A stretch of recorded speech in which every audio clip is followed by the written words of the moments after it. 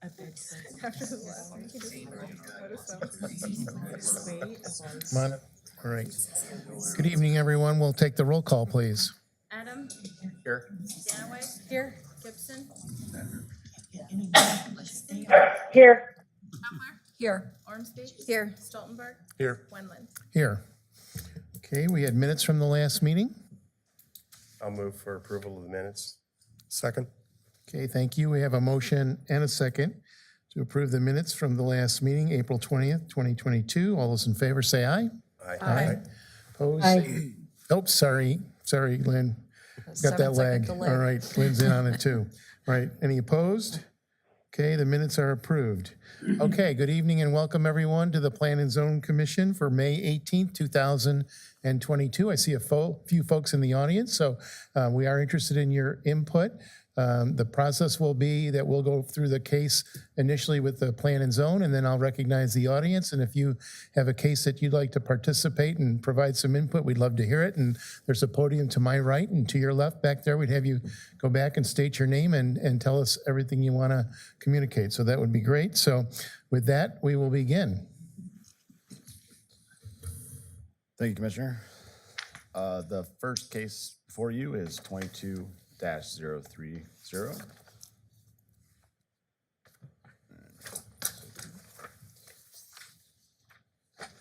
This is a preliminary plat for Forest Green subdivision. This is located on the intersection of Forest Grove Drive and Criswell Street. The applicant is Dick McNamara Construction LLC. The plat proposes 46 single-family homes and 19 townhome structures. The total units combined are 118 units. This equates to roughly 3.9 units per acre.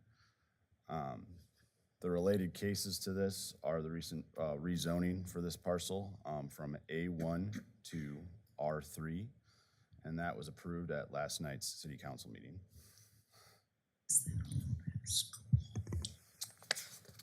Just patch on the zoning, it's a R3 mixed residential zoning district.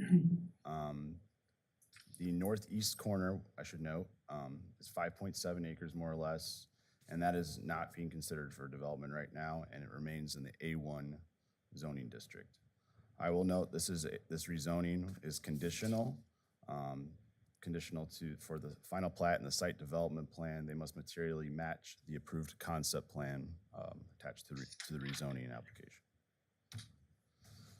Future land use in this area is urban low intensity for the preliminary plat area, and the northeast corner is designated as neighborhood commercial.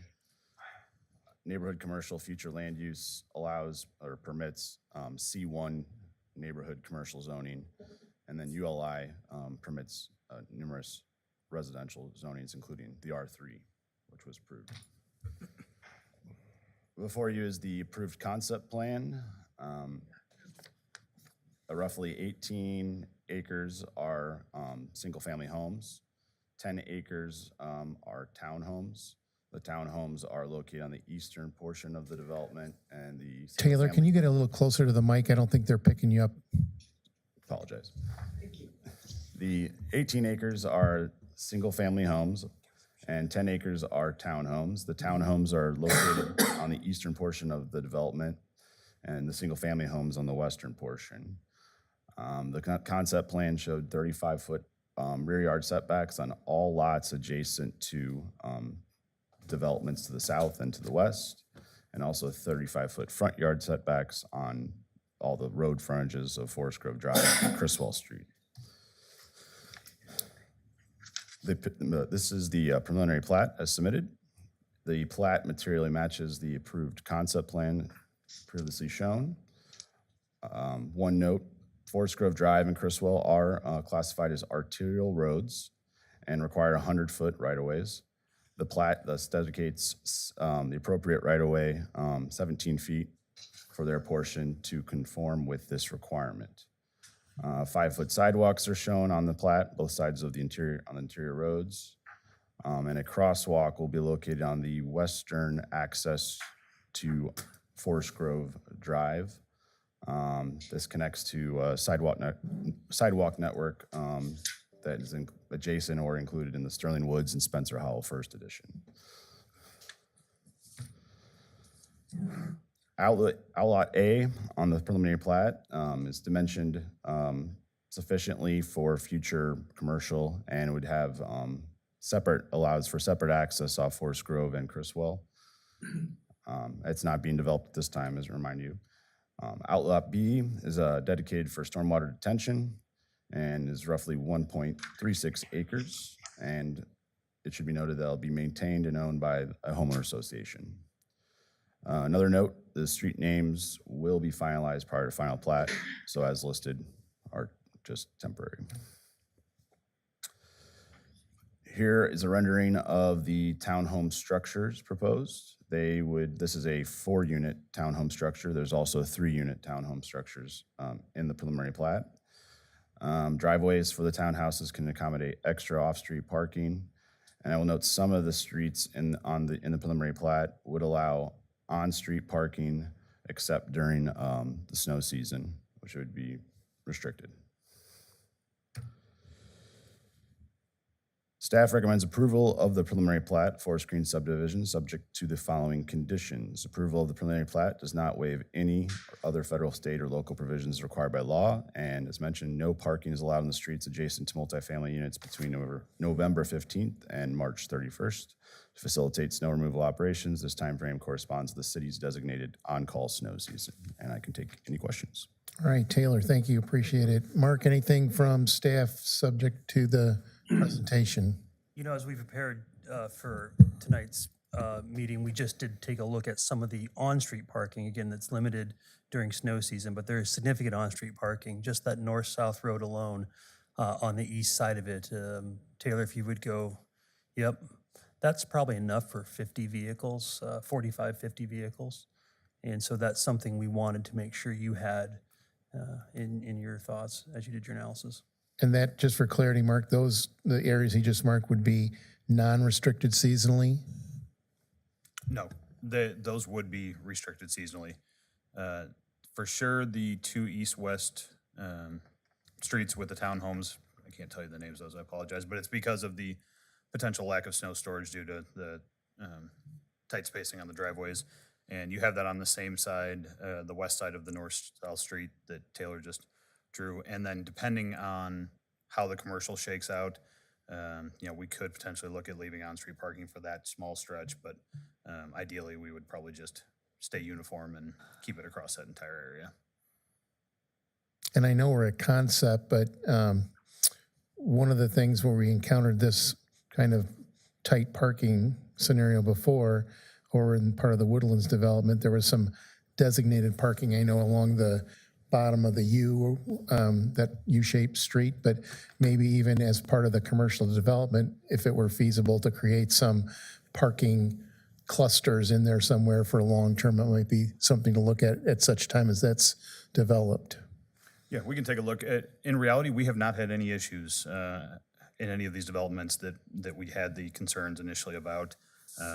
Between the garages attached and if you look at the driveways, you got 36 feet from the front of the building.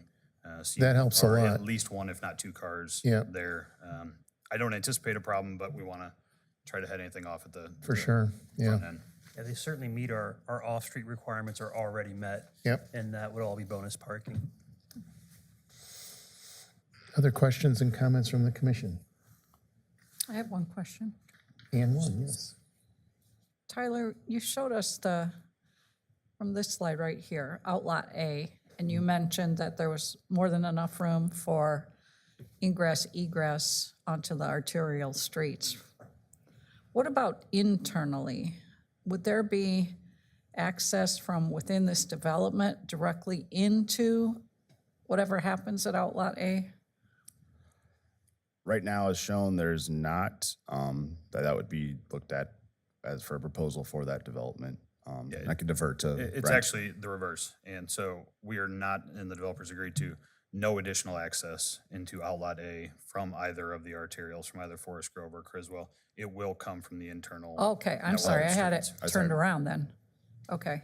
So it'll have to come from inside. Yep.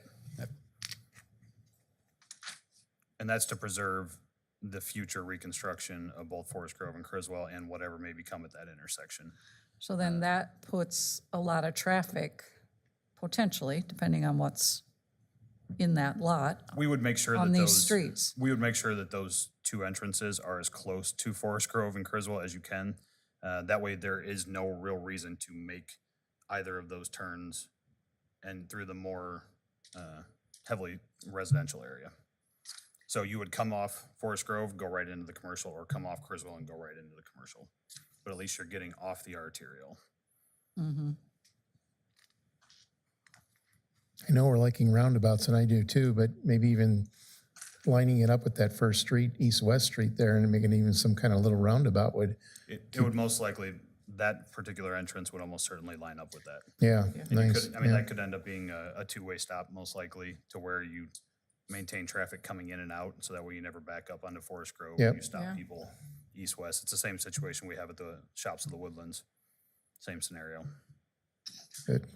Okay, thank you. Anyone on this? I was curious, are the setbacks different in R3 than they are in R1 and R2? Like, this is showing like 25 feet in the front and the rear of a single-family home. Yes, so these are more like R1 and R2 setbacks. R3 setbacks would be less than that. But we have required, especially on the rear property lines, additional setbacks. I can pull the code and quote it for you, but yeah, R1 and R2 would have larger setbacks. You're seeing those represented here, even though it's an R3. Well, I was actually seeing only, kind of like where it says 46-foot landscape buffer, it looks like it's showing 25 feet for the front property Right, and that's an R1 style setback. and 25 in the rear of the single-family home. I thought it was usually 40.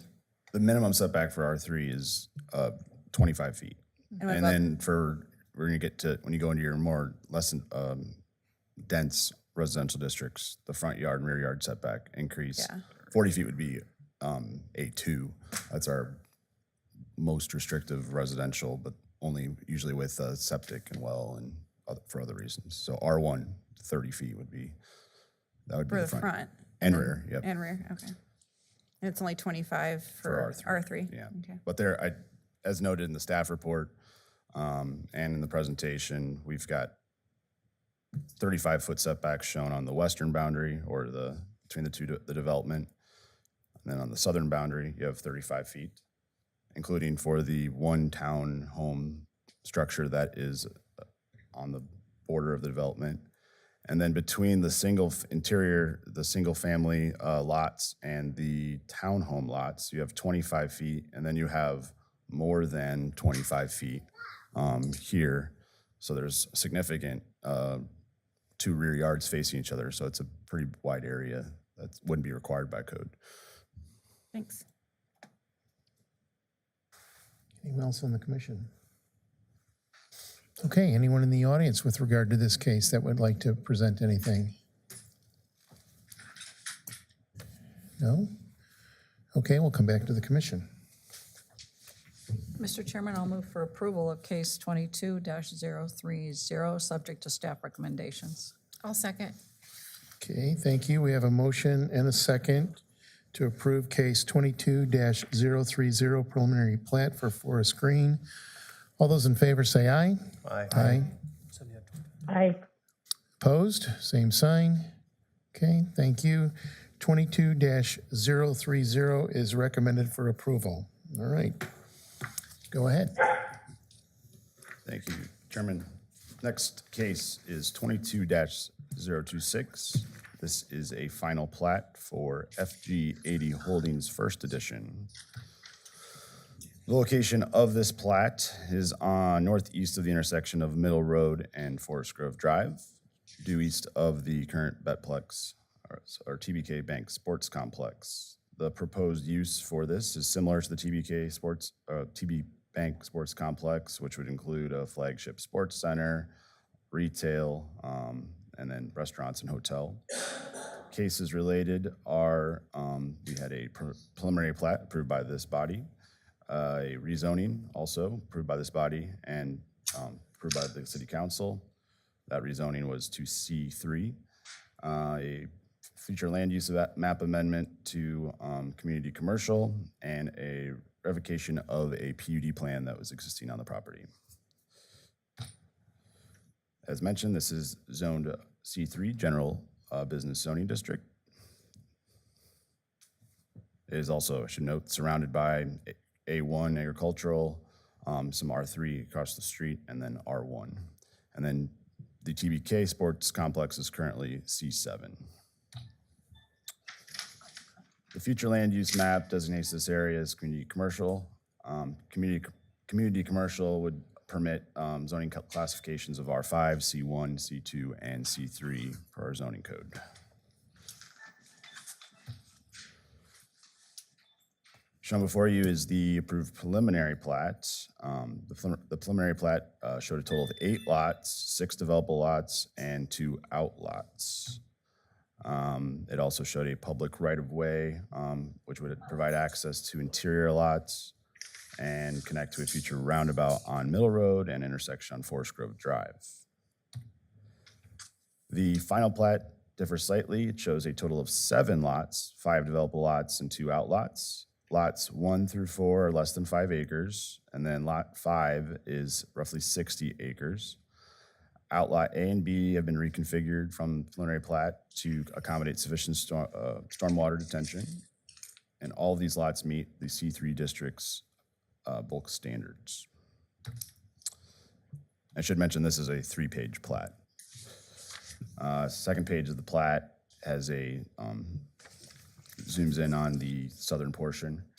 A little bit more about the right-of-way. It's a 986 foot long, roughly, shown as Competition Drive. This would provide access to those interior lots as mentioned, noted here. There's 2 private access easements. They will provide access via parking lot, drive aisles, and so the parking lot will surround it and provide access to lot 5. There's one additional access easement across lot 1 and 5 on the eastern portion of the plat, and that will provide service access to outlot B, shown here.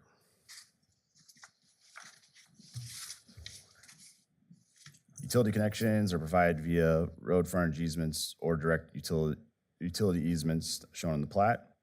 Sidewalk and trails will be provided along public street and interior parking lots. The proposed plat shows a 2.69 acre lot, lot A, and a 30.16 acre lot, lot B, reserved for stormwater detention. A small portion, northeast portion of lot B is located in the floodplain, should be noted. This is just a rendering. This is not up to date, but this is a rough concept that was shared publicly, just to give an idea of what kind of amenities would be included, as mentioned before. And I also note this is the city's current reconstruction of Forest Grove and Middle Road project. So these are the roundabouts mentioned on Middle Road, and so the proposed plat that we're speaking of would be up here.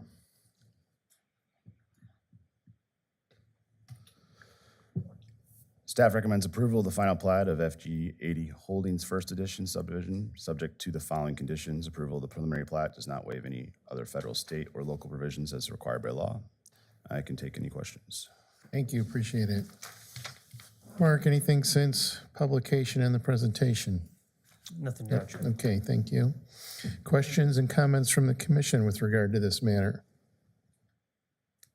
May I? Please. Can you show us if the pedestrian bridge happens, where would that be located, or do we not know that yet? You can ask Brent to guide me on that. Taylor, if you look at on the west side of Middle, where you can see Competition Court, it's 200 to 300 feet north of there. So about the end of where that right-of-way line shows, and then makes a bend back over to us, So right in there. Can you Somewhere go in back here. to that conceptual drawing and show us kind of where the landing point there? So that has changed quite a bit over the last couple months. But essentially, it will land just on the south end of that detention basin, Yeah, somewhere Okay. there. to the point it may actually span over the detention basin if we need to.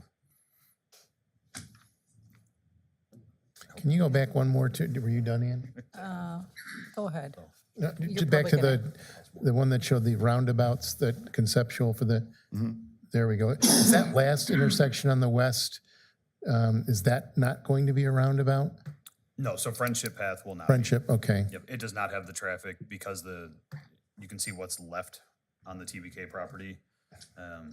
If and when the polo fields eventually develop and depending on how it connects in there, you could see a reconstruction. At this point, we're just gonna build it as a standard, but it would have the paving width that it wouldn't take much to reconfigure it. And that'd just be stop signs on the north and southbound and open for Forest Grove, okay. And when are you projecting that the roundabouts will be completed? By the end of next year. So we awarded the contract last night. It bid about a month ago, and then we had to go through all the DOT regs and wait till we got the contract. And I mean, even as of today, they were already calling in, asking about a few questions, getting materials ordered because of all the lead time. So I expect construction to start probably about a month, maybe 5 weeks, somewhere in there, and then it will run all the way through this year and next year. And that'll stop, sorry, go ahead. That's all right. That'll stop on Forest Grove, just east then of Middle Road? Yep, and then simultaneously, we will be designing and potentially building Phase 4, which will accommodate this project. So that was part of the city's development agreement is we will build what you see as Competition Drive on the FG80 site and then also continue the Forest Grove project. So And how far will Forest Grove go? we're gonna have to At see this how our, phase.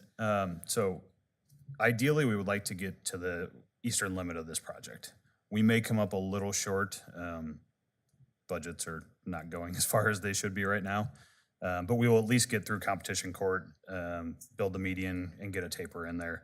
It'll essentially get you to this eastern property line. But not to the school. Not quite to the school yet. What about walking paths?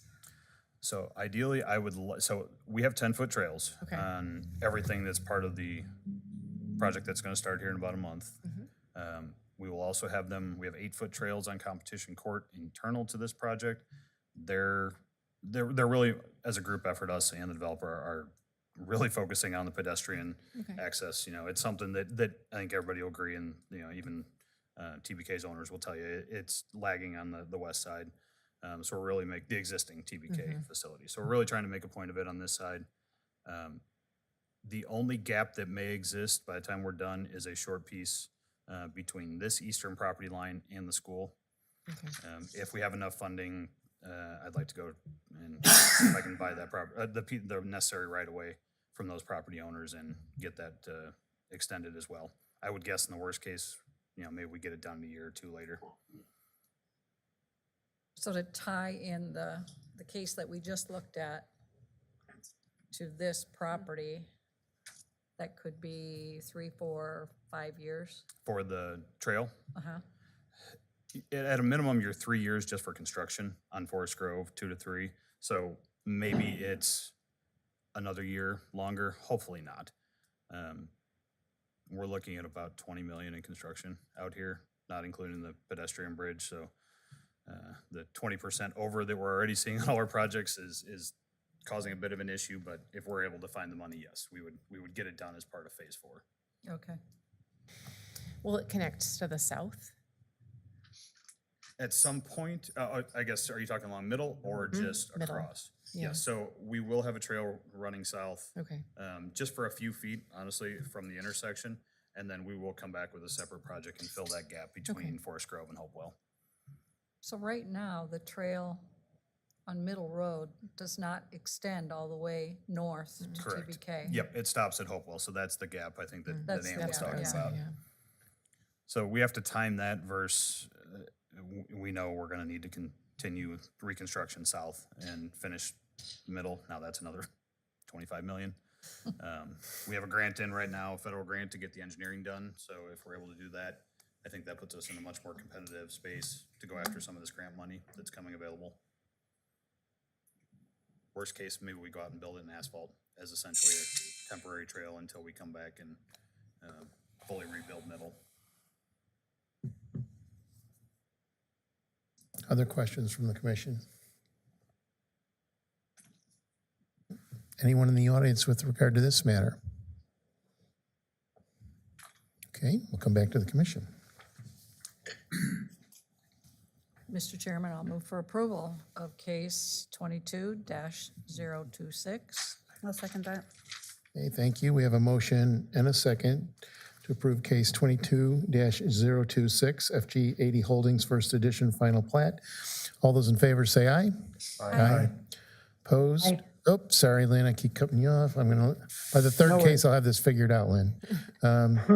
Opposed, same sign? Okay, thank you. Case 22-026 is recommended for approval. You guys are a lot easier on us tonight because you only switched once.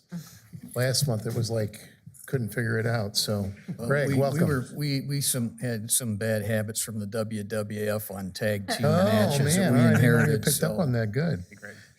I'm not gonna mess with you ever, okay. Here we go.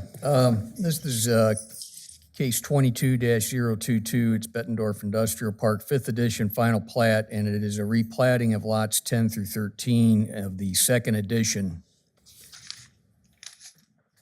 The area involved is outlined here in aqua, and it's 16.75 acres of 35-acre total of the 2nd edition, and it composes these lots right here.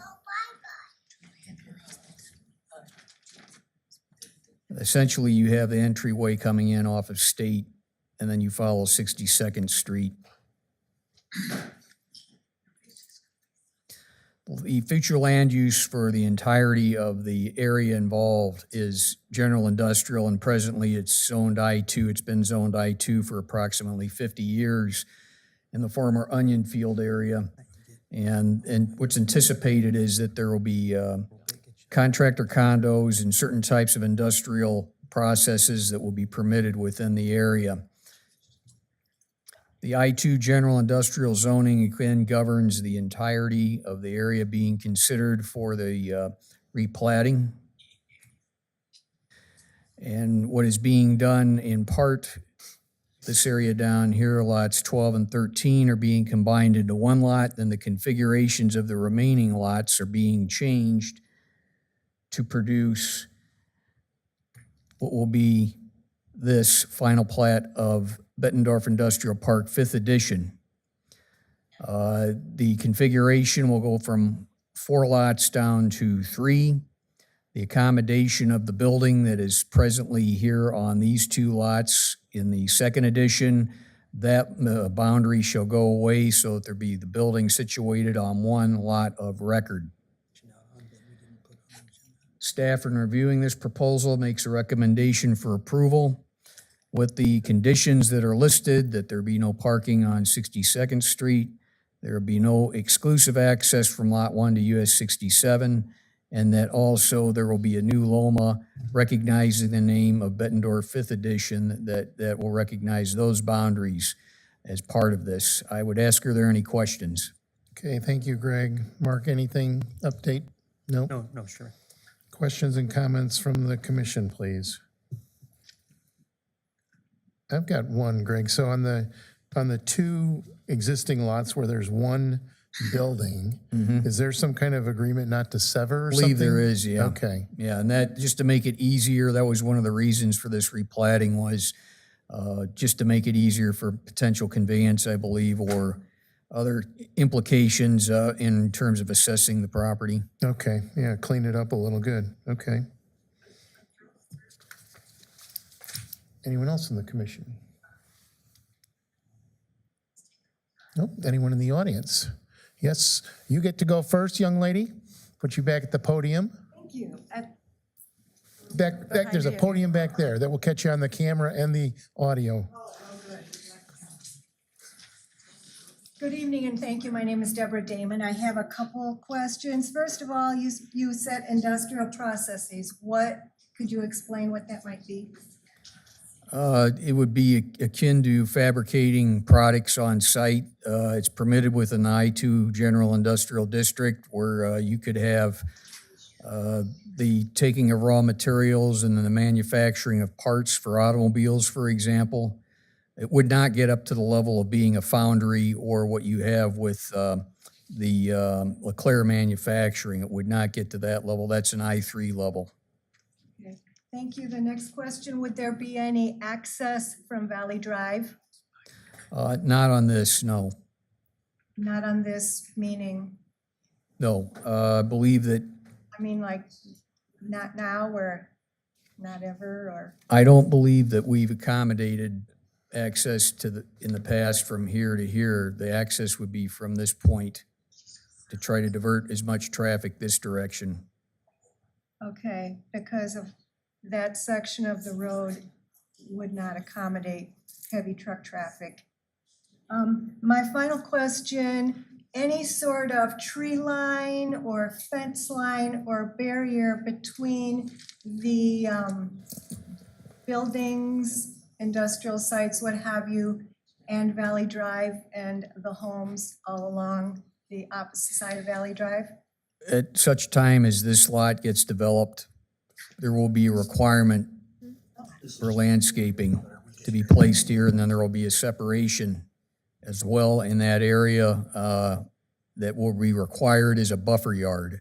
So it'll be required to be landscaped, and there will be a distance setback that'll be bigger than the normal setback off of there, which would be, I believe, 25 feet. That setback will be greater for an area that cannot have a structure or parking. Yeah, so ma'am, Greg might not be able to see it. It's a 60-foot distance into the property that they'll have to maintain as a buffer yard. Okay, and you said required, right? Yep, it's listed on this final plat. So this is what states all the requirements. This is a legal document that will get recorded with the county. Okay, that's all the questions I have. Thank you very much. Okay, thanks, Deborah. Yes, ma'am. Did you hit, somebody else hit? I think she already answered my question, All right. but I don't know if you guys. I need to catch you back at the microphone. Yep, thanks. Okay, I'm TJ Abasi, and she already addressed all of the questions I have. I don't know if you guys will be able to answer this question, but should the homeowners on Valley Drive, should we anticipate a property tax increase? I won't try to answer that, but I don't know why you would, but I'll look We at we staff. hope not, because we all pay property taxes too, and so we don't want our property taxes to go up either. That is handled by the county. The county assessor conducts that assessment, and their methodology is really up to them. The city has no impact on it. So your county assessor would be the person to contact. I can give you information later if you'd I like. appreciate that. They look at comparables to your home, not, this would not be a comp to your property, I don't believe, so. And just for everyone's clarification, so what we're doing tonight is just moving around some property lines within the subdivision. They're not actually applying to build on that lot right now. So the one closest to you. So he's just rearranging the 4 property lines into 3 and shifting them around a little bit. So when they do come back, when the developer does and wants to build on there, then you would get notified again. That's a separate process through us. Yes, sir. We'll get you next. That's okay, thank you. My name is Don Haugen. I live on Valley Drive, 5854, directly across from this plot. First of all, I wonder if more buildings are built because the new building, 3216 62nd Street, is a large building and it has 7 security lights on the north side. And they are basically like if you took the shades off of these, how it would irritate people. There's spotlights shine directly out instead of down like the buildings that are already built on the east side have nice subtle lights that shine down on their property. But this one, as soon as it gets dark, I got 7 spotlights shining right in my front window or if I want to be outside. It's irritating. And somebody said, well, they shut them off at midnight. But I'm asleep at midnight. I don't care about midnight. So anyhow, that, and then I hope that there is a buffer zone, there's a pond, and then there's a wetland area that goes directly, basically, the length of Panorama Park. And there's a lot of wild birds and frogs and everything. But I hope that they don't try to fill that in all the way to Valley Drive. Give us a buffer zone, maybe plant some more trees there to, to keep it a little more subtle. Thank you. Yep, thank you, appreciate it. So lighting standards So I think question? that's something that we can have a code enforcement officer go out and look at and see if they're violating our existing lighting standards. It sounds possibly that that's what's going on. And we can address that with the property owner. I would also add that perhaps a new building would block some of the light if they didn't add lights to the rear of it. That would bother the neighbors. So there's a few things we can look at relative to the lighting. And then, any buffering requirements, any new building would have to follow city code. Again, we're not talking about a new building tonight. We're only talking about the rearrangement of property lines, but certainly those requirements would remain. Yep, thank you. And fill in, there's a requirement in here that it would have to be filled above a flood zone. Should they try and So fill if any of that? If a builder would like to build in the floodway, or flood zone in the city of Bettendorf, they have to be 2 feet above. So they have to raise the structure 2 feet out of the floodplain. Yeah, but the key thing to take away from this is, as noted a couple of times, this is just a kind of adjusting of the lot lines, but when they do get to a point of construction, there will be a review of a site plan, at which point landscaping, setbacks, and all those things are addressed. And if you're right across the street, you would be in the notice zone for that, so stay tuned. Yep. Okay, yes, ma'am, you had a question over there too?